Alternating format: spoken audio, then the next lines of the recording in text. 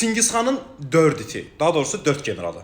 Ümumiyyətlə it Türk və Monqol hanslarında kutsal bir heyvan sayılırdı. Niyə? Çünki bu ənənələrə görə bu heyvanlar qoruyucu bir xarakterə sahib idilər.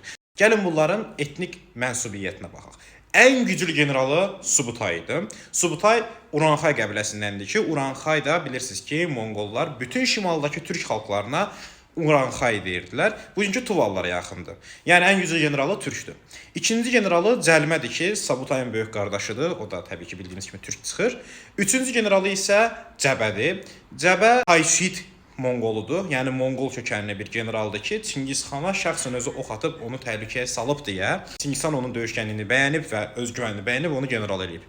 Dördüncü və çox güclü bir general isə Mukalidir. Mukali də Cəlair tayfasına aiddir ki, Cəlairlər də bilirsiniz ki, sonra gəlib Bağdadda bir dövlət quracaqlar və bizim Qaraqoyunlarla birləşib Teymura qarşı döyüşəcəklər. Daha sonra isə Qaraqoyunlar tərəfindən məhv ediləcəklər. Yəni bu Cəlair tayfasından da çıxan Mukali idi ki, ən güclü generallardan biri sayılırdı və xüsusilə də buna kral deyirlər. Çünki bütün Monqol ordusu ona tabe idi bir növ. Yəni adam marşal idi, marşal.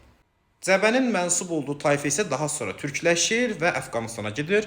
Bugünkü Əfqanistanda Həzara xalqı var. Həminki Həzaralar bir növ Monqol, Türk və İran dilli xalqların qarışımıdır.